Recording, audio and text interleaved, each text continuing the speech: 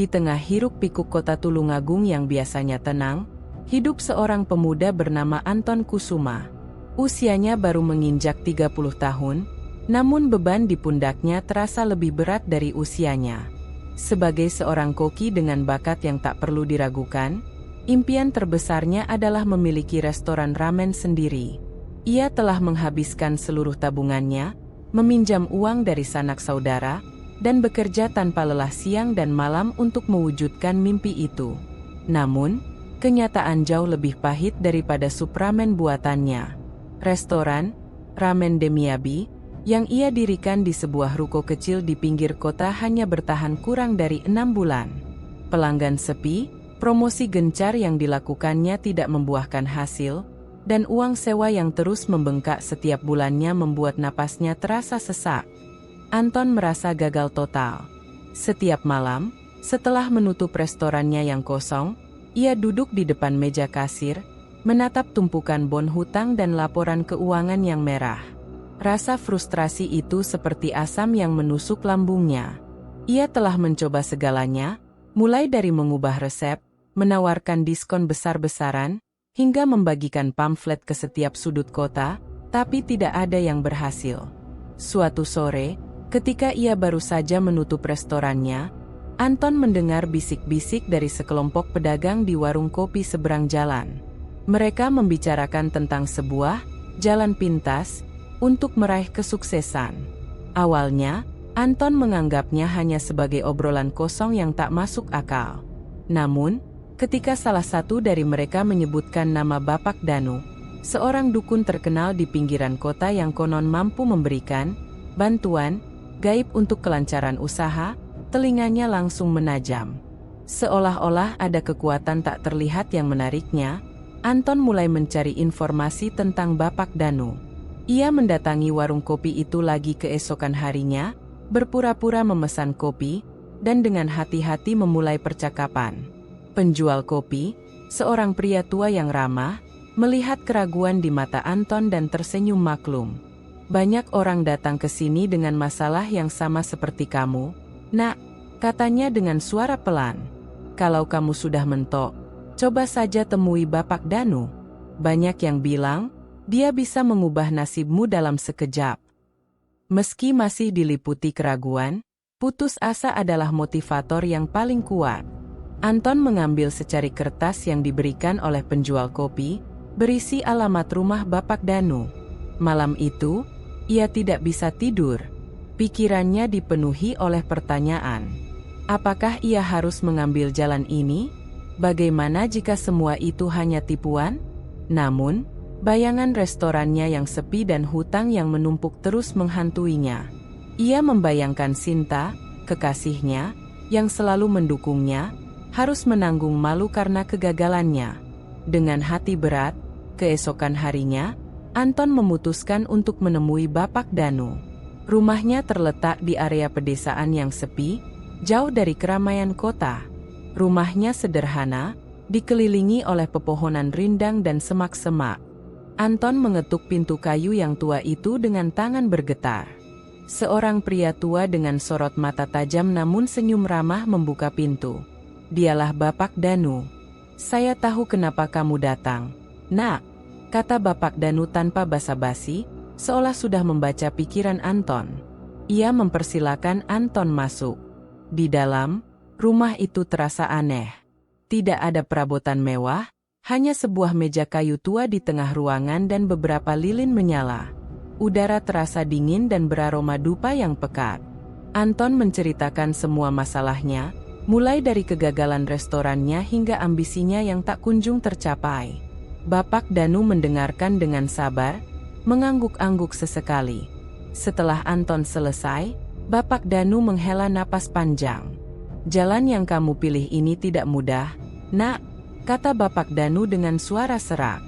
Ada harga yang harus dibayar untuk sebuah kesuksesan instan. Kamu harus siap, mental dan batin. Meskipun perkataan itu menakutkan, Anton sudah terlanjur putus asa. Ia mengangguk mantap. Saya siap, Pak. Saya akan melakukan apapun. Bapak Danu tersenyum misterius. Kalau begitu, Besok malam kembalilah ke sini. Saya akan memberitahu syarat-syaratnya.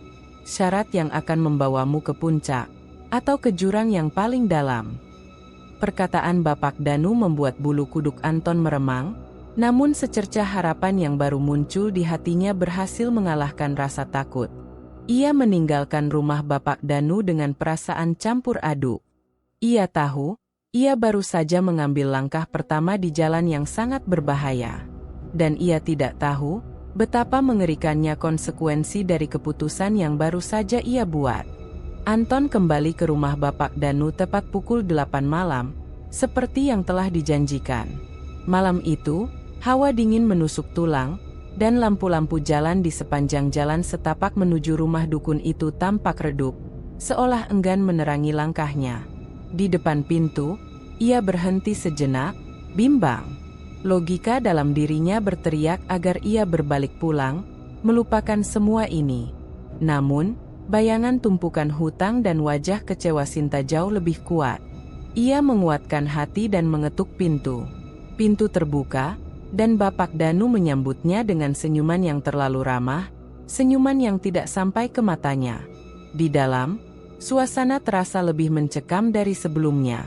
Asap dupa yang pekat memenuhi ruangan, membuat Anton sedikit terbatuk.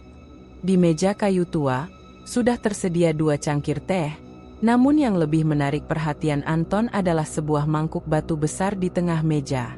Di dalamnya terdapat cairan kental berwarna merah kehitaman yang bergejolak pelan, seolah hidup. "Duduklah, Nak," kata Bapak Danu, menunjuk kursi di hadapannya. "Kita tidak punya banyak waktu." Anton duduk, matanya tak bisa lepas dari mangkuk aneh itu. "Apa ini, Pak?" tanyanya ragu. "Ini adalah inti dari semua yang akan kamu lakukan," jawab Bapak Danu dengan nada datar.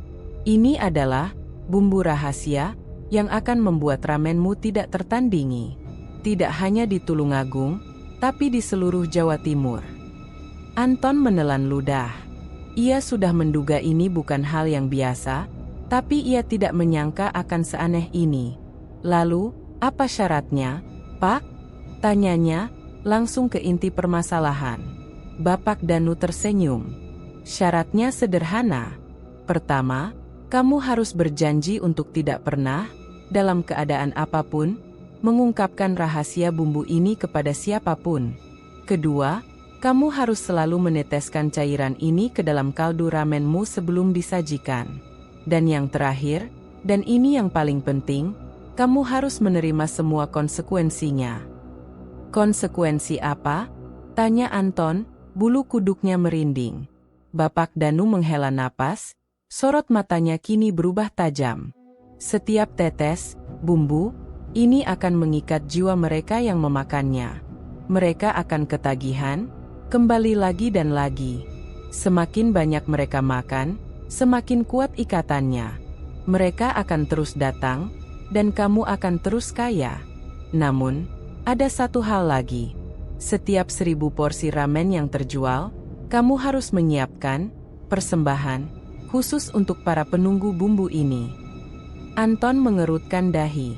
"Persembahan apa maksud Bapak?" "Bukan persembahan materi, Nak, tapi persembahan jiwa," jawab Bapak Danu dengan suara rendah.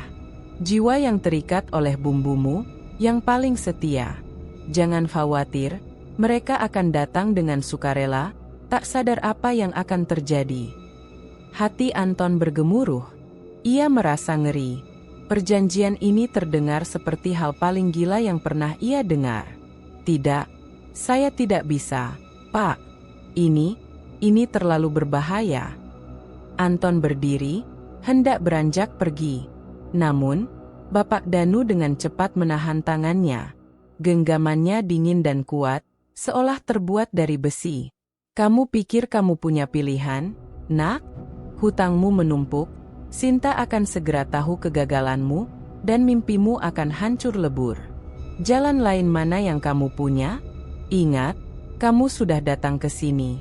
Tidak ada jalan untuk kembali." Kata-kata Bapak Danu menusuk tepat di ulu hatinya. Itu benar. Ia tidak punya pilihan lain. Terjebak di antara kehancuran dan perjanjian iblis, Anton merasa tak berdaya. Ia menatap mangkuk berisi cairan merah kehitaman itu. Aroma amis dan anyir mulai tercium, membuatnya mual. "Baiklah, saya setuju," kata Anton dengan suara serak, menyerah pada nasib. Bapak Danu tersenyum lebar, senyuman yang kini terlihat seperti seringai. "Pilihan yang bijak." Ia kemudian mengangkat mangkuk itu dan menuangkan isinya ke dalam sebuah botol kaca kecil. "Gunakan ini secukupnya. Ingat, 1 tetes saja sudah cukup. Dan selalu sisakan sedikit untukku, sebagai tanda bahwa kamu mematuhi perjanjian."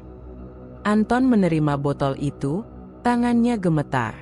Benda itu terasa dingin dan berat, seolah membawa beban ribuan jiwa.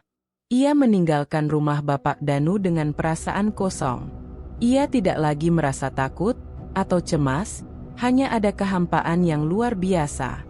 Ia tahu, mulai malam ini, hidupnya akan berubah selamanya. Ia tidak lagi menjadi Anton si koki ambisius, melainkan Anton, koki yang bersekutu dengan kegelapan. Ia telah menjual jiwanya demi sebuah kesuksesan semu.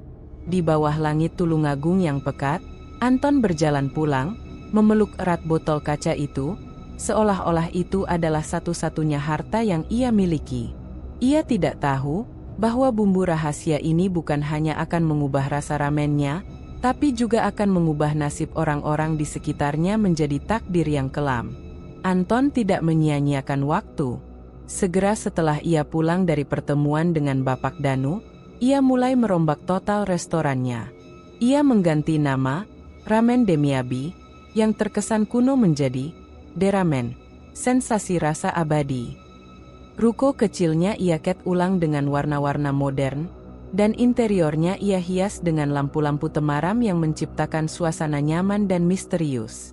Ia juga memperkenalkan menu baru, Ramen Abadi, yang menjadi primadona. Tentu saja, resep utamanya adalah bumbu rahasia, pemberian Bapak Danu. Hari pembukaan kembali terasa seperti mimpi. Puluhan orang sudah mengantri di depan pintu bahkan sebelum restoran dibuka. Anton merasa jantungnya berdebar kencang, bukan hanya karena antusiasme, tapi juga karena rasa takut. Ia mengambil botol kaca kecil itu dari dalam tasnya. Cairan di dalamnya tampak seperti tinta hitam, pekat dan beraroma aneh. Dengan tangan gemetar, ia meneteskan 1 tetes ke dalam panci kaldu ramen yang mengepul. Seketika, kaldu itu berubah warna, menjadi sedikit lebih gelap, dan aromanya menjadi jauh lebih kaya dan memikat. Aroma itu menyebar ke seluruh ruangan, membius setiap orang yang menciumnya. Antrian semakin panjang. Pelanggan yang mencoba Ramen Abadi untuk pertama kalinya tampak terkejut. Mata mereka membelalak, seolah menemukan sensasi rasa yang belum pernah mereka rasakan sebelumnya. Mereka tidak bisa berhenti makan. Bahkan setelah mangkuk mereka kosong, mereka masih menjilati sumpit mereka, seolah ingin mengekstrak setiap sisa rasa yang tertinggal. Kata dari mulut ke mulut menyebar dengan cepat, lebih cepat daripada promosi yang paling mahal sekalipun. Dalam waktu kurang dari seminggu, Deramen menjadi tempat paling populer di Tulungagung. Pengunjung datang dari berbagai penjuru kota, bahkan dari kota-kota tetangga, hanya untuk mencoba ramen legendaris itu. Mereka rela mengantri berjam-jam di bawah terik matahari, atau bahkan hujan, hanya demi semangkuk Ramen Abadi. Anton mempekerjakan lebih banyak karyawan, membeli peralatan baru, dan bahkan berencana untuk membuka cabang kedua. Kehidupannya berubah drastis. Hutang-hutangnya lunas dalam hitungan minggu. Rekening banknya dipenuhi dengan uang yang tidak pernah ia bayangkan. Sinta, kekasihnya, sangat bangga. Ia berpikir bahwa kerja keras Anton akhirnya membuahkan hasil. Ia sering datang membantu di restoran, namun ia selalu merasa ada sesuatu yang aneh. Ia melihat bagaimana para pelanggan makan dengan rakus, seolah mereka tidak bisa mengendalikan diri. Ada semacam tatapan kosong di mata mereka. Meskipun sukses besar, Anton tidak pernah merasa tenang. Setiap malam, Setelah semua pelanggan pulang dan karyawan pulang, ia duduk sendirian di restorannya. Suara tawa dan obrolan pelanggan berganti menjadi keheningan yang mencekam. Ia sering merasa ada yang mengawasinya. Terkadang, ia melihat bayangan hitam bergerak cepat di sudut ruangan, atau mendengar bisikan-bisikan halus yang tidak jelas asalnya. Ia mencoba meyakinkan dirinya sendiri bahwa itu hanyalah halusinasi akibat kelelahan. Namun, ia tidak bisa mengabaikan rasa bersalah yang terus menggerogoti hatinya. Ia tahu, kesuksesan ini tidaklah murni. Itu adalah hasil dari perjanjian yang ia buat dengan Bapak Danu. Setiap sen yang ia terima, setiap pujian yang ia dengar, terasa hampa. Ia tidak bisa melupakan aroma aneh dari bumbu rahasia itu dan tatapan kosong di mata pelanggannya. Suatu malam, seorang pelanggan setia bernama Tono, yang hampir setiap hari datang, terlihat sangat pucat. Ia makan ramennya dengan tangan bergetar, tatapannya kosong. Setelah selesai makan, Tono mendatangi kasir tempat Anton berada. Matanya menatap Anton lekat-lekat, bibirnya sedikit bergetar. "Terima kasih, Mas," katanya dengan suara lemah. "Ramennya enak sekali." Namun, di dalam matanya yang kosong, Anton melihat sesuatu yang lain. Ada rasa sakit dan penderitaan yang tak terucap. Setelah Tono pergi, Anton merasa ada yang tidak beres. Perasaan tidak nyaman itu semakin kuat. Ia menyadari, ada sesuatu yang salah dengan bumbu rahasia itu. Dan itu jauh lebih mengerikan dari apa yang ia bayangkan. Ia merasa terjebak dalam sangkar emas yang ia ciptakan sendiri. Ia kaya, ia sukses, namun ia telah kehilangan jiwanya. Perjanjian dengan Bapak Danu adalah kutukan, bukan anugerah. Popularitas, deramen, terus melambung. Antrean tak pernah surut, bahkan di hari-hari kerja. Keberhasilan Anton menjadi buah bibir di seluruh Tulungagung. Namun, di balik kegemilangan itu, Sinta mulai merasakan kejanggalan yang mendalam. Sebagai seorang jurnalis investigasi yang terlatih, instingnya mengatakan ada sesuatu yang tidak beres. Keberhasilan Anton terlalu instan, terlalu ajaib. Ia tahu betapa kerasnya Anton bekerja, namun ia juga tahu bahwa di dunia nyata, kesuksesan sebesar ini dalam waktu singkat hampir tidak mungkin. Sinta mulai melakukan penyelidikan kecil-kecilan. Ia menyamar sebagai pelanggan dan mengamati dengan cermat. Ia melihat bagaimana para pengunjung, yang semula tampak normal, berubah menjadi seperti pecandu setelah menyantap ramen.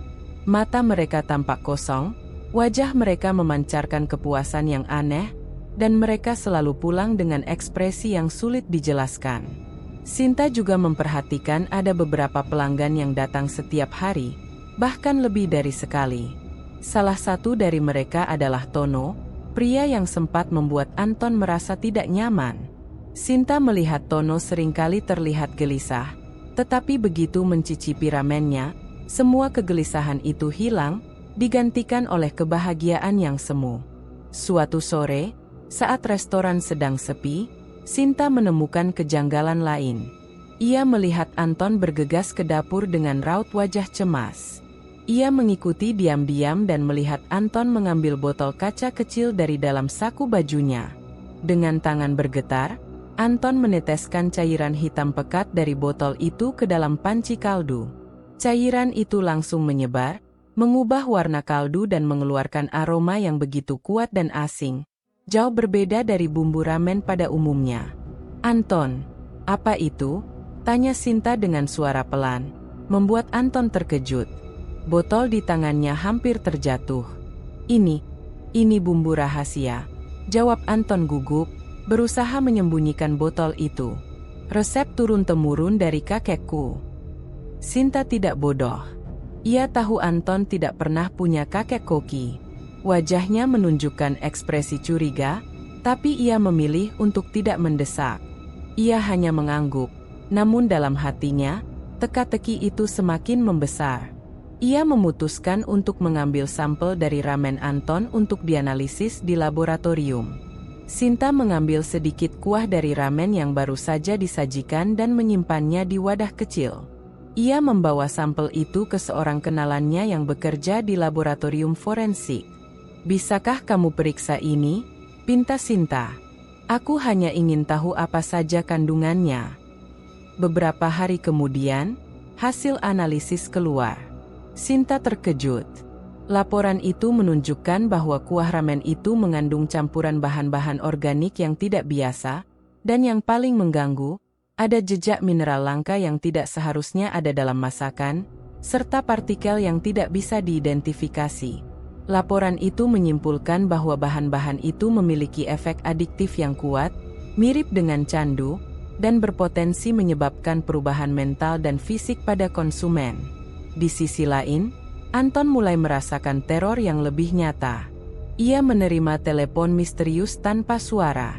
Ia mendengar suara-suara bisikan dari luar jendela rumahnya di malam hari, memanggil namanya dengan nada mengancam.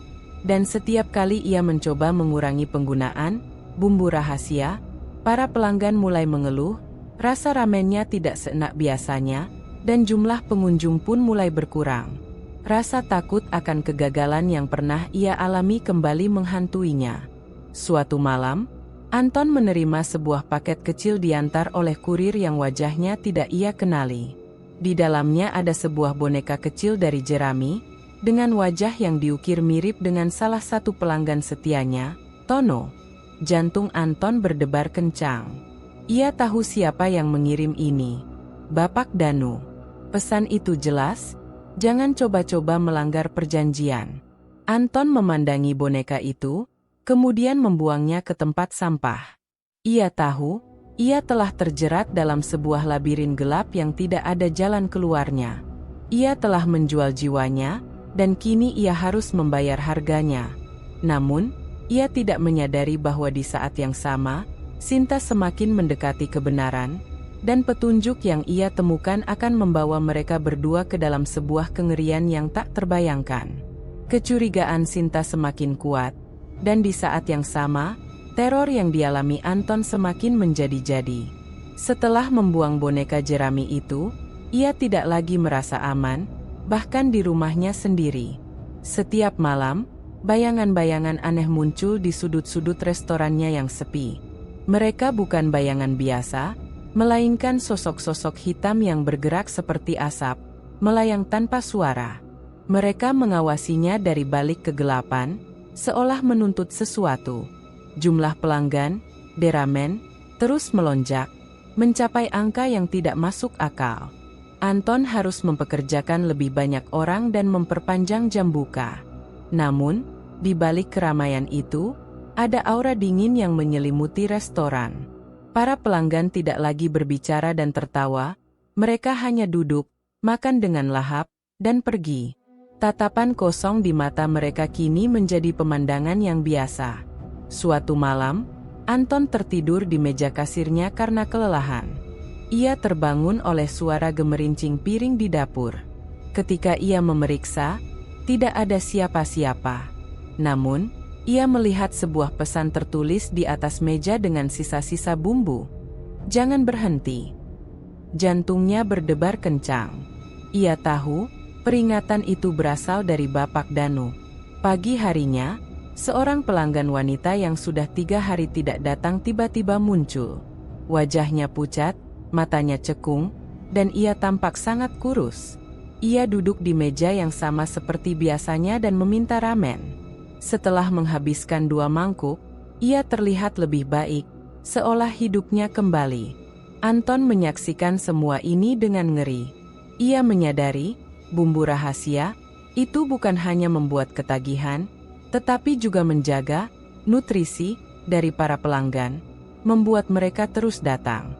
Teror terbesar datang saat Anton menerima telepon dari nomor tak dikenal. Suara Bapak Danu terdengar jelas.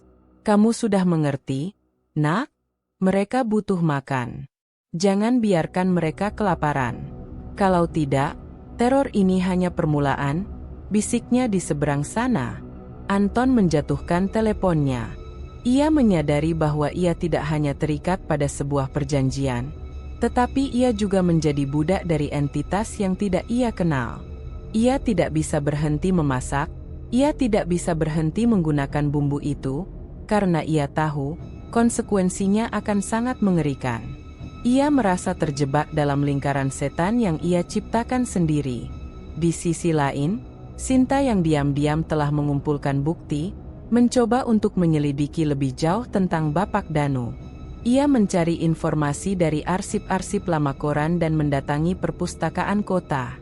Ia menemukan beberapa artikel lama yang menceritakan tentang seorang dukun yang menghilang misterius puluhan tahun lalu, setelah dituduh melakukan praktik pesugihan. Deskripsi tentang dukun itu sangat mirip dengan Bapak Danu. Sinta juga menemukan cerita-cerita rakyat dan mitos tentang pesugihan yang menggunakan persembahan dari pelanggan. Namun, ia tidak pernah membayangkan bahwa ia akan menemukan hal seperti itu di dunia modern. Ia mulai takut, bukan hanya untuk dirinya sendiri, tetapi juga untuk Anton. Ia tahu, Anton mungkin tidak sepenuhnya sadar dengan apa yang ia hadapi. Ia harus segera bertindak sebelum semuanya terlambat. Malam itu, Anton berdiri di depan restorannya yang kosong, memandangi wajah-wajah para pelanggan yang baru saja pulang. Di mata batinnya, ia melihat mereka bukan sebagai manusia, melainkan sebagai objek yang terikat pada restorannya. Ia merasa jijik pada dirinya sendiri, pada keberhasilan yang ia raih. Ia tahu, ia harus melakukan sesuatu. Ia harus mengakhiri semua ini. Namun, ia tidak tahu bagaimana caranya, karena ia merasa bahwa kekuatan Bapak Danu jauh melampaui apa yang ia bayangkan. Ia merasa sangat kecil, sendirian, dan tak berdaya. Ia merasa, Bapak Danu sedang mengawasinya dari kegelapan. Ketakutan Anton semakin menjadi-jadi, dan kecurigaan Sinta telah berubah menjadi keyakinan penuh. Ia tidak bisa lagi diam. Setelah melihat hasil laboratorium yang mencurigakan dan mendapatkan petunjuk tentang Bapak Danu, Sinta memutuskan untuk mencari bantuan dari orang yang mengerti hal-hal gaib. Ia teringat pada seorang paranormal yang pernah diwawancarainya untuk sebuah artikel beberapa tahun lalu. Seorang pria bijak bernama Ki Joko. Sinta menemui Ki Joko di sebuah rumah kecil yang dipenuhi dengan dupa dan buku-buku kuno. Ia menceritakan segalanya, dari keberhasilan Anton yang mendadak hingga perilaku aneh para pelanggan. Ki Joko mendengarkan dengan saksama, matanya terpejam seolah sedang meraba energi yang diceritakan Sinta. Setelah selesai, Ki Joko menghela napas panjang. "Apa yang kamu ceritakan ini bukan hal baru, Nona," katanya dengan suara pelan. "Itu adalah pesugihan dagang. Tapi yang ini berbeda. Ada energi yang sangat kuat dan sangat gelap di balik semua ini." Untuk membuktikan ucapannya, Ki Joko meminta Sinta untuk membawakan sesuatu dari restoran Anton. Sinta kembali ke Deramen pada malam hari, ketika restoran sudah tutup. Ia mengambil sebuah sendok dan serbet yang baru saja digunakan oleh pelanggan. Ketika ia kembali, Ki Joko meletakkan benda-benda itu di atas meja dan mulai memejamkan mata, merapalkan doa-doa kuno. Seketika, sendok dan serbet itu bergetar, dan aroma busuk tercium, membuat Sinta mual. "Lihat," kata Ki Joko membuka matanya. "Benda-benda ini terikat pada energi gelap. Energi ini datang dari rasa rakus dan kepuasan yang semu. Itu bukan bumbu masakan, Nona. Itu adalah bumbu dari dunia lain." Sinta menanyakan tentang asal mula, bumbu rahasia, dan perannya. Ki Joko menjelaskan bahwa bumbu itu kemungkinan besar berasal dari tumbal, tetapi bukan tumbal biasa. Mereka yang memakan ramen itu tidak sadar bahwa mereka telah menjadi bagian dari ritual, jelas Ki Joko. Setiap gigitan yang mereka makan, setiap kali mereka kembali, mereka memberikan sebagian dari jiwa mereka. Jiwa-jiwa itu kemudian menjadi santapan entitas yang terikat pada perjanjian Anton. Ki Joko kemudian mengeluarkan sebuah cermin kecil yang sudah usang dan meminta Sinta melihatnya. Di dalam cermin, Sinta melihat gambaran restorannya. Namun, yang ia lihat bukanlah orang-orang yang makan, melainkan bayangan-bayangan hitam yang terikat pada bangku mereka. Mereka makan dengan lahap, dan setiap kali mereka menelan, bayangan-bayangan itu semakin besar, sementara cahaya di sekitar mereka semakin redup. Sinta melihat sosok Anton di dapur, memasak dengan ekspresi kosong, sementara di belakangnya, berdiri sosok Bapak Danu yang tersenyum jahat. Terkejut dan ketakutan, Sinta menutup matanya. Ia menyadari bahwa ia tidak hanya berhadapan dengan masalah bisnis, tetapi juga dengan kekuatan gaib yang sangat berbahaya. Ki Joko memberitahu Sinta bahwa untuk membatalkan perjanjian ini, mereka harus menemukan sumber dari bumbu rahasia itu, dan juga menemukan Bapak Danu dan mengalahkannya di wilayah kekuasaannya. Sinta tahu, jalan ini sangatlah berbahaya, tapi ia tidak punya pilihan. Ia harus menyelamatkan Anton, kekasihnya, sebelum jiwanya benar-benar terperangkap dalam kegelapan. Sementara itu, Anton yang semakin tertekan, memutuskan untuk menemui Bapak Danu lagi. Ia tidak bisa lagi menanggung teror dan rasa bersalah yang terus menghantuinya. Namun, ketika ia sampai di rumah Bapak Danu, pintu terbuka. Rumah itu kosong dan terlihat seperti sudah lama ditinggalkan. Hati Anton mencelos. Ia menyadari, Bapak Danu tidak lagi berada di sana. Ia telah meninggalkan Anton sendirian, menghadapi konsekuensi dari perjanjian yang ia buat. Anton merasa putus asa. Ia tahu, ia harus menghadapi semua ini sendirian. Ia tidak bisa meminta bantuan Sinta, karena ia takut Sinta akan jijik dan meninggalkannya. Ia tidak tahu bahwa Sinta sudah selangkah di depannya, mencari cara untuk membebaskannya dari belenggu kegelapan. Kepanikan Anton mencapai puncaknya. Rumah Bapak Danu yang kosong adalah konfirmasi terburuk atas ketakutannya. Ia ditinggalkan sendirian untuk menanggung semua konsekuensi perjanjian itu. Setiap bisikan yang ia dengar, setiap bayangan yang ia lihat, terasa semakin nyata, semakin mengancam. Tekanan dari tuntutan gaib itu membuat jiwanya terasa tertekan, membuat ia tidak bisa tidur, tidak bisa tenang. Suatu pagi, berita buruk menyebar di Tulungagung. Seorang pelanggan setia, deramen, bernama Tono, pria yang seringkali terlihat pucat dan linglung di restoran, ditemukan tewas di rumahnya. Kondisi tubuhnya sangat aneh. Tidak ada tanda-tanda kekerasan, tetapi tubuhnya kurus kering, seolah seluruh energi dan vitalitasnya telah dihisap. Polisi menyelidiki, namun tidak menemukan penyebab pasti kematian. Laporan otopsi hanya menyatakan kegagalan organ multisistem yang misterius. Anton mendengar kabar ini dari Sinta yang datang ke restoran dengan wajah pucat. Sinta, sebagai jurnalis investigasi, mengikuti kasus ini secara pribadi dan merasa ada yang tidak beres. "Anton, ada sesuatu yang salah," bisik Sinta dengan suara gemetar. "Polisi tidak bisa menemukan penyebabnya. Tapi aku tahu ada sesuatu yang tidak wajar." Mendengar nama Tono, jantung Anton serasa berhenti berdetak. Ia menyadari bahwa kematian Tono bukan kebetulan. Tono adalah salah satu pelanggan yang paling sering datang, yang paling setia. Ia ingat kata-kata Bapak Danu tentang persembahan jiwa dari pelanggan yang paling setia. Rasa bersalah dan ngeri membanjiri dirinya.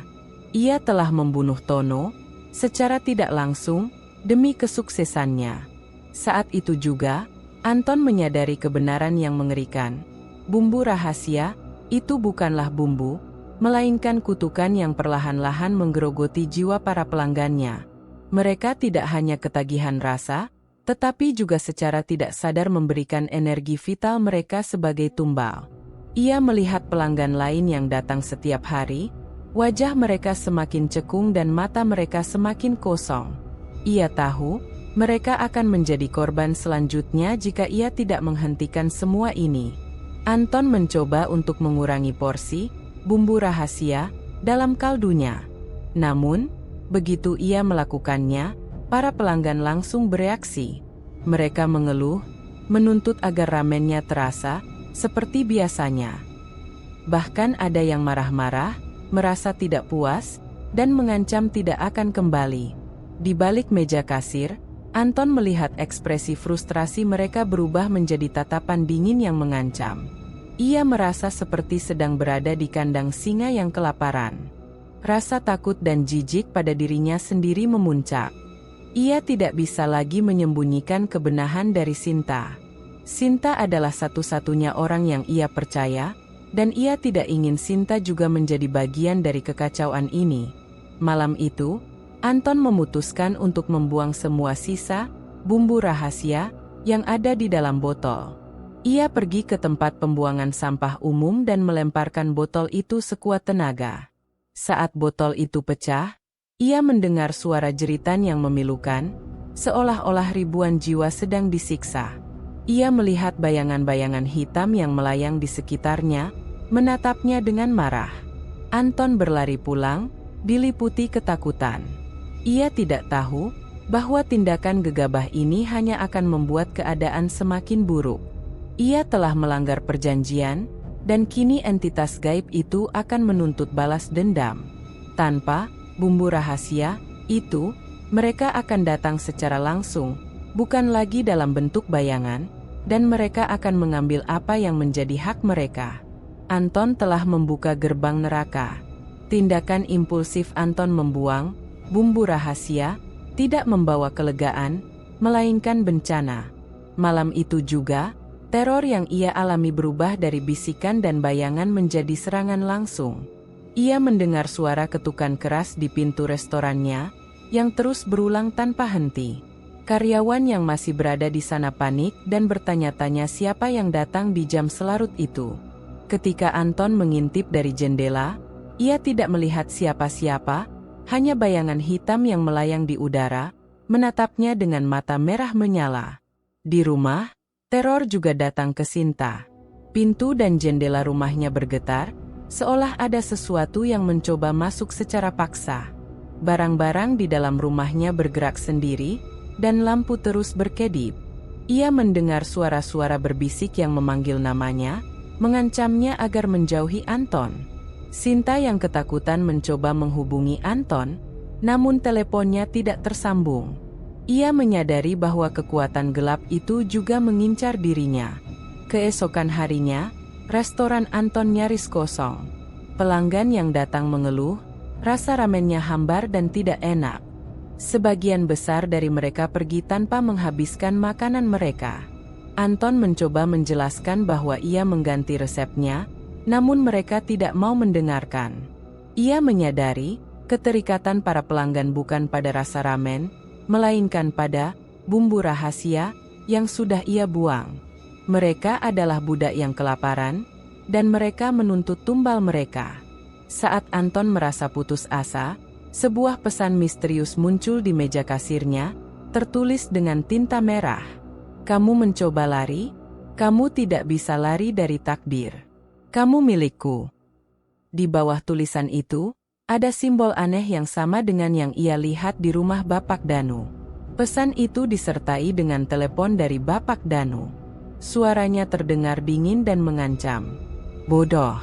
Kamu pikir kamu bisa membatalkan perjanjian? Kamu sudah terikat selamanya. Jika kamu berani menolakku lagi, aku akan mengambil apa yang paling kamu sayangi. Aku akan mengambil Sinta. Ancaman itu membuat darah Anton mendidih. Ia tidak bisa membiarkan Sinta menjadi korban. Ia merasa terpojok, tak berdaya. Ia mencari-cari sisa-sisa bumbu rahasia yang ia buang, namun botol itu sudah hancur tak bersisa.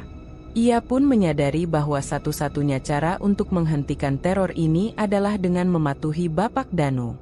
Ia harus kembali ke jalan yang telah ia tinggalkan. Ia kembali memasak ramen dengan resep lamanya, namun tanpa bumbu rahasia itu, rasanya tetap hambar. Ia merasa dirinya tidak berguna. Di sisi lain, Sinta yang merasa khawatir dengan Anton, datang menemuinya. Ia melihat wajah Anton yang lelah, matanya cekung, dan ekspresinya kosong. Anton, ada apa? Tanya Sinta, meraih tangan Anton. Kamu terlihat sangat buruk. Anton menepis tangan Sinta. Jangan mendekat. "Sinta, tinggalkan aku," katanya dengan suara bergetar. "Ini terlalu berbahaya bagimu." Sinta menolak. "Apapun yang terjadi, aku tidak akan meninggalkanmu. Ceritakan padaku semuanya, Anton." Melihat ketulusan di mata Sinta, air mata Anton tumpah.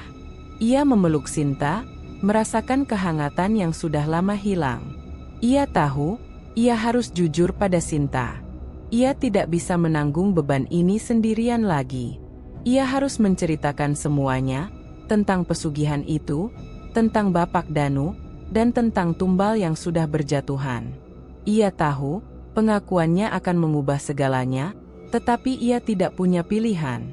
Ia tidak akan membiarkan Sinta menjadi korban selanjutnya. Di dalam restoran yang sepi dan dingin, Anton akhirnya menceritakan semuanya kepada Sinta. Dengan suara bergetar dan air mata yang mengalir, ia mengakui segalanya. Mulai dari keputusasaannya yang membuatnya menemui Bapak Danu, perjanjian gaib yang ia buat, hingga penggunaan bumbu rahasia yang ternyata adalah tumbal bagi entitas jahat. Ia menceritakan tentang teror yang ia alami, ancaman terhadap Sinta, dan yang paling menyakitkan, tentang kematian Tono. Sinta mendengarkan dengan saksama. Wajahnya yang semula penuh pertanyaan kini berubah menjadi campuran kengerian dan keprihatinan yang mendalam. Ia merasa syok, tetapi ia juga memahami. Selama ini, ia hanya menganggap Anton terlalu ambisius, tapi ia tidak pernah menyangka bahwa Anton akan terjerumus ke jalan yang begitu gelap. Ia melihat rasa sakit dan penyesalan di mata Anton, dan ia tahu, Anton bukan monster. Ia hanyalah korban dari janji manis yang menyesatkan. "Jadi, ini semua karena pesugihan?" tanya Sinta dengan suara serak. Anton mengangguk. "Aku mencoba mengakhirinya. Aku membuang botol itu, tapi Bapak Danu tidak membiarkanku. Dia mengancammu, Sinta. Dia bilang, dia akan mengambilmu jika aku tidak mematuhi perjanjian." Air mata Sinta mengalir. Ia tidak bisa membayangkan betapa beratnya beban yang ditanggung Anton sendirian selama ini. Ia memeluk Anton dengan erat. "Aku mengerti, Anton. Kamu tidak sendirian. Kita akan hadapi ini bersama-sama." Sinta menunjukkan kepada Anton hasil investigasinya. Ia menunjukkan laporan laboratorium, artikel koran tentang hilangnya dukun puluhan tahun lalu, dan catatannya tentang perilaku aneh para pelanggan. Anton terkejut. Ia tidak tahu bahwa Sinta sudah selangkah di depannya. "Sekarang kita tahu apa yang kita hadapi," kata Sinta dengan tekad yang membara. "Ini bukan hanya masalah bisnis atau polisi. Ini adalah masalah gaib. Dan kita harus mengakhiri perjanjian ini." Anton merasa sedikit lega. Beban yang selama ini ia tanggung sendirian, kini terbagi. Ia tahu, ia telah melakukan kesalahan besar, namun ia bersyukur Sinta tidak meninggalkannya. Bersama-sama, mereka mulai menyusun rencana. Mereka menyadari bahwa untuk membatalkan perjanjian itu, mereka tidak hanya harus melawan Bapak Danu secara fisik, tetapi juga secara spiritual. Mereka harus menemukan cara untuk memutuskan ikatan gaib yang mengikat Anton pada entitas jahat itu. Malam itu, mereka berdua duduk di depan laptop Sinta, mencari informasi tentang ritual pesugihan dan cara membatalkannya. Mereka menemukan banyak sekali tulisan kuno, mitos, dan cerita rakyat. Namun, satu nama terus muncul dalam setiap pencarian mereka, buku Sang Batal. Konon, buku kuno itu berisi mantra dan ritual untuk membatalkan segala jenis perjanjian gaib. Buku itu sangat langka dan keberadaannya tidak diketahui, namun mereka memiliki petunjuk. Sinta menemukan sebuah catatan kuno yang menyebutkan bahwa buku itu terakhir terlihat di sebuah kuil tua yang tersembunyi di perbukitan pinggir kota Tulungagung. Mereka menyadari bahwa ini akan menjadi satu-satunya harapan mereka untuk membebaskan diri dari jerat kutukan. Mereka tahu, perjalanan itu akan sangat berbahaya. Bapak Danu tidak akan membiarkan mereka lolos begitu saja. Namun, mereka tidak punya pilihan lain. Mereka harus berjuang untuk hidup mereka, untuk cinta mereka, dan untuk membebaskan jiwa Anton dari kegelapan. Malam itu, restoran Deramen berubah menjadi markas darurat. Laptop Sinta menjadi pusat informasi, penuh dengan tab yang terbuka mengenai mitologi Jawa, sejarah spiritual Tulungagung, dan ritual kuno. Anton dan Sinta bekerja sama, menyusun potongan-potongan teka-teki. Mereka tahu, membatalkan perjanjian gaib ini tidak sesederhana mengucapkan mantra. Mereka harus menemukan sumbernya, yaitu buku Sang Batal. Anton merasa sedikit lega karena akhirnya ia memiliki sekutu. Beban yang selama ini ia pikul sendirian kini terbagi. Aku tidak menyangka ada hal seperti ini, gumam Anton, menatap layar laptop yang menampilkan gambar-gambar kuno. Dunia ini jauh lebih gelap dari yang aku bayangkan. Begitulah, jawab Sinta, mengetik cepat. Tapi kita akan melawannya. Kita akan menang. Melalui pencarian yang intens, mereka menemukan informasi tentang sebuah kuil tua yang didirikan ratusan tahun lalu di perbukitan timur Tulungagung. Kuil itu, yang dikenal sebagai Candi Punden, konon didirikan oleh seorang pertapa yang bertujuan mengikat entitas jahat di dalamnya. Namun, seiring berjalannya waktu, kuil itu ditinggalkan dan kini nyaris dilupakan. Di sanalah, menurut catatan kuno, buku Sang Batal disimpan. Tiba-tiba, lampu restoran berkedip-kedip. Angin dingin menerpa dari arah dapur. Pintu dapur terbuka dan tertutup sendiri. Anton dan Sinta saling berpandangan. Mereka tahu, Bapak Danu tidak senang dengan apa yang mereka lakukan. Pesan itu jelas, berhenti mencari. Telepon genggam Anton berdering. Nama Bapak Danu muncul di layar. Anton ragu-ragu, tapi Sinta mengangguk, menyuruhnya mengangkat. Kamu pikir kamu bisa lari, anak bodoh? Suara Bapak Danu terdengar tawa yang dingin di ujung sana. Kamu pikir buku usang itu bisa menyelamatkanmu? Kamu sudah terikat padaku, Anton. Jiwamu milikku. Aku tidak takut padamu, jawab Anton dengan suara yang bergetar namun tegas. Aku akan membatalkan perjanjian ini. Aku akan bebaskan diriku. Tawa Bapak Danu semakin keras. Kamu mau coba? Silakan. Tapi ingat, setiap langkah yang kamu ambil, setiap nafas yang kamu hirup, adalah risikomu. Jangan salahkan aku jika kekasihmu mendadak menghilang, atau keluargamu terkena musibah. Ancaman itu membuat Anton marah. Kau tidak akan menyentuh Sinta? Teriak Anton. Sambungan telepon terputus. Anton melempar ponselnya ke meja. Ia merasa sangat frustrasi. Sinta memegang tangannya, menenangkannya. Dia hanya menggertak. Dia takut. Kalau tidak, kenapa dia mengancam kita? Itu artinya, dia tahu kita bisa menang. Kata-kata Sinta memberi kekuatan baru bagi Anton. Mereka memutuskan untuk berangkat malam itu juga. Mereka tahu, semakin cepat mereka bertindak, semakin kecil kesempatan Bapak Danu untuk melukai orang yang mereka cintai. Mereka menyiapkan senter, peta, dan beberapa perlengkapan seadanya. Di bawah langit Tulungagung yang gelap, Anton dan Sinta meninggalkan restoran. Mereka berjalan menuju perbukitan, sebuah perjalanan yang akan membawa mereka ke dalam jantung kegelapan. Mereka tidak tahu apa yang akan mereka temukan di Candi Punden. Mereka hanya punya satu harapan, menemukan buku itu dan membatalkan kutukan yang telah menghancurkan hidup Anton. Pertarungan sesungguhnya baru saja dimulai, dan mereka harus siap menghadapi kekuatan tergelap yang pernah ada. Perjalanan Anton dan Sinta menuju Candi Punden bukanlah perjalanan yang mudah. Jalan setapak yang mereka lalui terasa panjang dan berliku, seolah ada kekuatan tak kasat mata yang mencoba menghentikan langkah mereka. Semakin tinggi mereka mendaki, semakin dingin dan mencekam suasana di sekitar mereka. Pohon-pohon di hutan terlihat seperti bayangan raksasa yang menari-nari dalam kegelapan, dan suara-suara hewan malam terdengar seperti bisikan ancaman.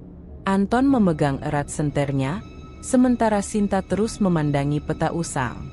Tiba-tiba, dari kegelapan, terdengar suara tawa yang dingin dan melengking. Suara itu berasal dari segala arah, membuat mereka panik. "Kau pikir kalian bisa lari?" Suara Bapak Danu bergema, lebih kuat dan lebih menakutkan dari sebelumnya. "Kalian tidak akan pernah menemukannya." Langkah mereka semakin cepat. Namun, ancaman itu tidak berhenti. Cabang-cabang pohon seolah bergerak sendiri, menghalangi jalan mereka. Beberapa kali, mereka nyaris terjatuh ke dalam jurang yang curam.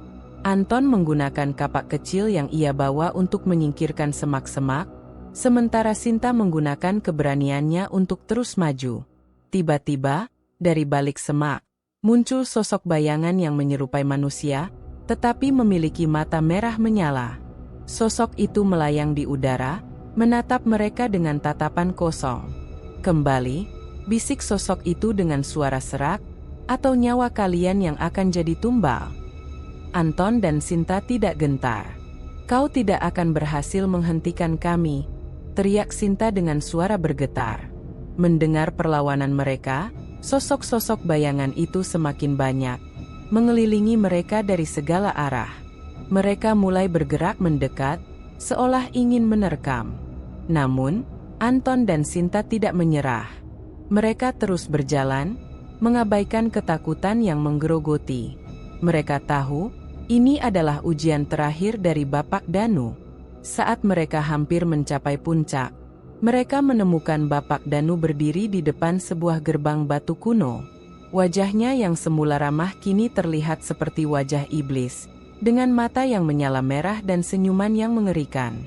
"Selamat datang di ujung jalan," katanya dengan suara dingin. "Kalian tidak seharusnya datang ke sini.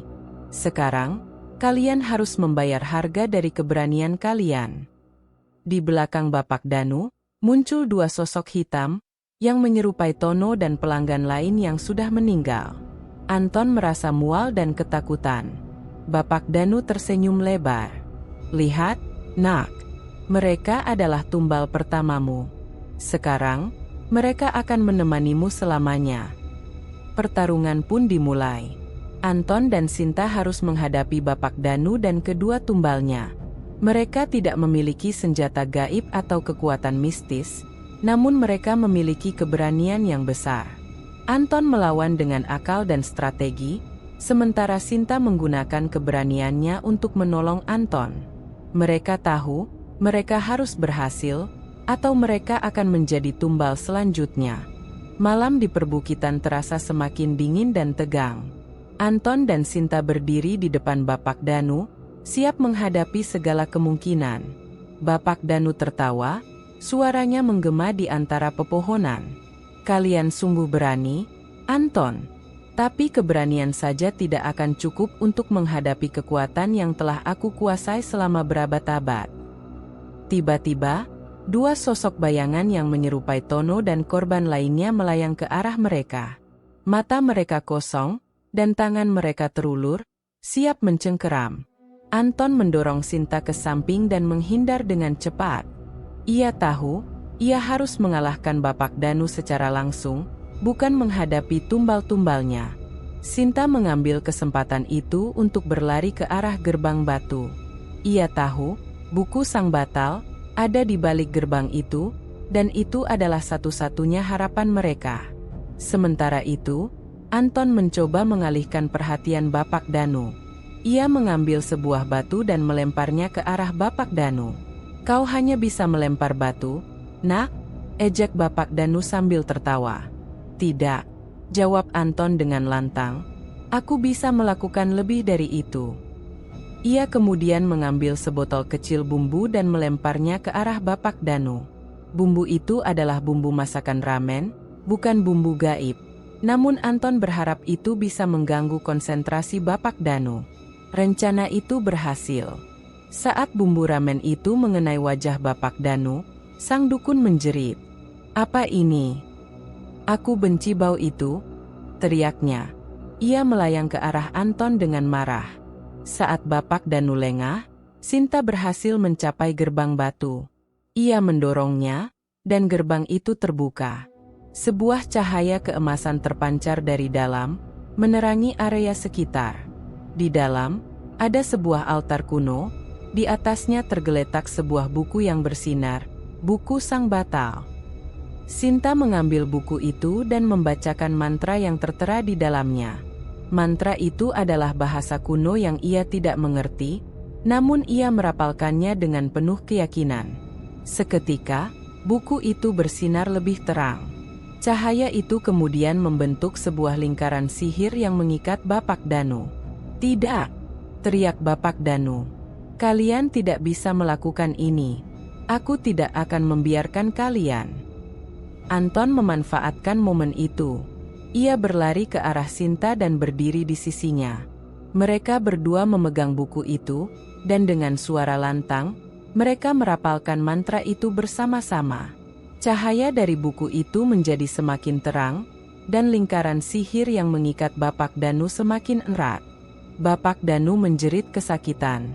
Tubuhnya berubah menjadi asap, dan ia menghilang. Dua sosok bayangan yang menyerupai Tono dan korban lainnya juga menghilang, dan udara di sekitarnya menjadi bersih, seolah semua energi negatif telah sirna. Anton dan Sinta berhasil. Mereka telah mengalahkan sang dukun. Namun, pertarungan itu belum berakhir. Mereka tahu, meskipun Bapak Danu telah sirna, kutukan itu masih ada. Mereka harus membatalkan perjanjian itu. Mereka harus menemukan cara untuk menghapus ikatan gaib yang mengikat Anton pada entitas jahat itu. Perjuangan mereka masih panjang. Cahaya keemasan dari buku Sang Batal perlahan meredup, meninggalkan Anton dan Sinta dalam keheningan yang mencekam. Keringat dingin membasahi wajah mereka, namun rasa lega yang luar biasa membanjiri hati mereka. Mereka berhasil. Bapak Danu telah dikalahkan, dan teror yang selama ini menghantui mereka akhirnya sirna. Namun, saat mereka saling berpandangan, mereka tahu bahwa pertempuran ini belum usai sepenuhnya. Sesuai dengan mantra yang mereka baca, kutukan itu tidak hilang begitu saja. Energi negatif yang selama ini mengikat Anton dan restorannya kini menyebar, mencari jalan keluar. Seketika, mereka merasakan getaran hebat dari dalam tanah. Candi punden yang mereka pijak mulai retak, dan sebuah suara gemuruh terdengar dari kejauhan. Anton dan Sinta panik. Mereka menyadari bahwa energi dari perjanjian yang dibatalkan itu kini mencari korban. Dengan panik, mereka berlari menuruti jalan setapak kembali ke kota. Getaran itu semakin kencang, dan suara gemuruh semakin keras. Saat mereka tiba di jalan utama, mereka melihat lampu-lampu di kota berkedip-kedip, dan sebuah sirene terdengar dari jauh. Mereka bergegas menuju restoran Deramen. Setibanya di sana, mereka menemukan pemandangan yang mengerikan. Restoran yang dulu megah kini hancur lebur. Jendela-jendela pecah, perabotan berantakan, dan sebuah lubang besar menganga di tengah-tengah restoran, seolah ada sesuatu yang meledak dari dalam. Anton dan Sinta terpaku. Mereka menyadari, konsekuensi dari perjanjian itu adalah kehancuran. Bukan hanya restoran yang hancur, tetapi juga mimpi dan ambisi Anton yang dibangun di atas kebohongan. Anton memandangi restorannya yang hancur, hatinya hancur berkeping-keping. Semuanya sudah berakhir, gumamnya, suaranya parau. Ia tidak bisa menahan air matanya. Sinta memeluknya erat, membiarkannya menangis. Ia tahu, Anton tidak hanya menangis karena kehilangan restorannya, tetapi juga karena rasa bersalah yang selama ini ia pikul. Meski begitu, di tengah kehancuran, ada secercah harapan.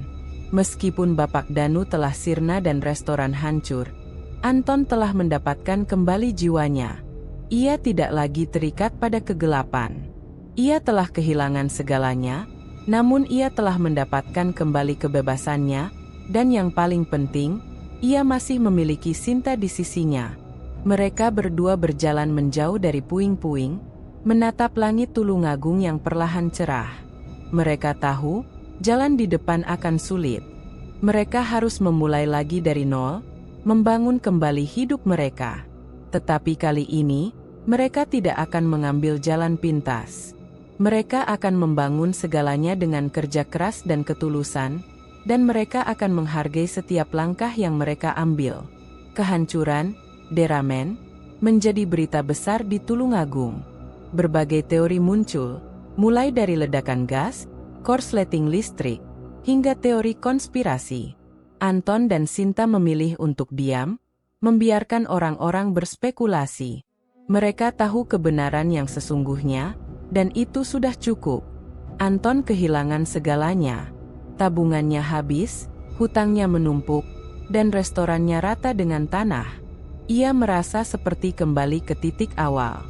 Tetapi kali ini, ia tidak lagi putus asa. Ia memiliki Sinta di sisinya, dan ia telah belajar dari kesalahannya. Ia telah memahami bahwa kesuksesan sejati tidak bisa dibangun di atas penderitaan orang lain. Dengan bantuan Sinta dan beberapa teman dekat, Anton mulai membangun hidupnya kembali. Ia tidak lagi berambisi untuk menjadi kaya dalam semalam. Ia mulai bekerja sebagai koki di sebuah restoran kecil, mengumpulkan uang sedikit demi sedikit. Ia menyadari bahwa ia merindukan pekerjaan yang jujur, di mana ia bisa memasak dengan hati, bukan dengan paksaan. Selama beberapa bulan berikutnya, Anton menjalani hidup yang lebih sederhana. Ia menghabiskan lebih banyak waktu dengan Sinta, mendiskusikan rencana masa depan mereka. Ia tidak lagi dihantui oleh bayangan dan bisikan. Ia tidur dengan nyenyak, dan bangun dengan semangat baru. Suatu hari, Sinta datang ke tempat kerja Anton dan membawakan sebuah buku catatan.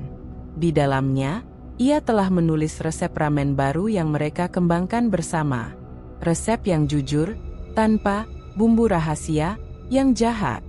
Sinta tersenyum. "Kita bisa melakukannya lagi, Anton," katanya. "Kali ini, dengan cara yang benar." Anton meneteskan air mata. Ia mengambil buku catatan itu dan menciumnya. Ia tahu, perjalanan mereka masih panjang, tetapi ia tidak takut. Ia telah belajar bahwa kejujuran adalah bumbu terbaik dari segalanya. Ia tidak akan mengambil jalan pintas lagi, dan ia akan membangun restorannya kembali, dari nol, dengan ketulusan hati. Ini adalah awal yang baru baginya, sebuah awal yang penuh dengan harapan dan janji-janji yang tulus. Setahun berlalu sejak kehancuran, deramen. Puing-puing restoran itu telah dibersihkan, dan di tempat yang sama, sebuah bangunan baru berdiri. Kali ini, tidak ada lagi kemegahan yang mencolok. Restoran baru itu, yang diberi nama Warung Ramen Kusuma, memiliki desain yang sederhana, hangat, dan mengundang. Di dalamnya, Anton tidak lagi menggunakan seragam koki yang mewah, melainkan celemek sederhana yang bersih. Warung Ramen Kusuma dibuka kembali dengan sederhana. Tidak ada antrean panjang, tidak ada promosi gencar, dan tidak ada keramaian yang memekakkan telinga. Pelanggan yang datang adalah mereka yang benar-benar ingin menikmati ramen, bukan mereka yang terikat oleh pesugihan. Ramen buatan Anton terasa otentik, dibuat dengan bahan-bahan terbaik, dan yang terpenting, dibuat dengan hati. Keberhasilan, Warung Ramen Kusuma, datang perlahan, namun pasti. Anton tidak lagi terburu-buru. Ia menikmati setiap prosesnya, dari memilih bahan-bahan segar hingga menyajikan ramen dengan senyum tulus. Ia juga seringkali memasak di depan pelanggan, berbagi resep, dan menceritakan kisah di balik setiap hidangan. Ia tidak lagi ambisius untuk menjadi kaya dalam semalam, tetapi ia berambisi untuk menjadi koki yang jujur dan tulus. Suatu sore, Sinta datang ke restoran Anton dan duduk di bangku di depannya. Ia tersenyum, melihat Anton yang kini terlihat jauh lebih bahagia. "Kamu terlihat sangat berbeda, Anton," kata Sinta. "Kamu terlihat lebih hidup." Anton tersenyum. "Aku kehilangan segalanya, Sinta.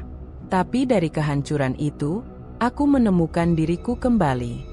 Aku belajar bahwa kesuksesan sejati bukan tentang seberapa banyak uang yang kamu miliki, tetapi seberapa besar kebahagiaan yang kamu rasakan." Ia mengambil mangkuk ramen dan menyajikannya untuk Sinta. Ramen itu memiliki aroma yang harum dan rasanya lezat. Tidak ada bumbu rahasia yang jahat, hanya bumbu yang tulus. Sinta memakannya dengan lahap, dan ia merasa senang. Ia melihat di mata Anton, tidak ada lagi ketakutan, hanya ada harapan. Di kejauhan, Pak Budi, pemilik restoran ramen lain, berjalan melewati warung ramen Kusuma. Ia melihat bagaimana pelanggan Anton menikmati ramen mereka, dan ia melihat senyum tulus di wajah Anton. Ia merasa iri, tetapi juga kagum. Ia menyadari, persaingan bisnis tidak harus selalu tentang kekayaan. Itu juga tentang kejujuran dan kerja keras. Warung ramen Kusuma tidak pernah menjadi sepopuler Deramen. Namun, bagi Anton dan Sinta, itu adalah kesuksesan sejati. Mereka telah belajar dari kesalahan, mereka telah melalui masa-masa sulit, dan mereka berhasil membangun kembali hidup mereka dari nol. Cerita mereka adalah pengingat bahwa jalan pintas menuju kesuksesan seringkali membawa konsekuensi yang pahit. Tetapi kejujuran dan ketulusan hati akan selalu membawa kebahagiaan yang sejati. Kalau kamu suka cerita seperti ini, jangan lupa like kalau kamu menikmati ceritanya. Subscribe supaya gak ketinggalan cerita horor lokal berikutnya. Dan share ke temanmu yang suka kisah mistis, tapi juga penuh makna dan pelajaran hidup. Cerita seperti ini bakal terus hadir, bukan cuma buat menakut-nakuti, tapi juga buat mengingatkan bahwa di balik setiap keinginan, ada harga yang harus dibayar. Sampai jumpa di kisah selanjutnya.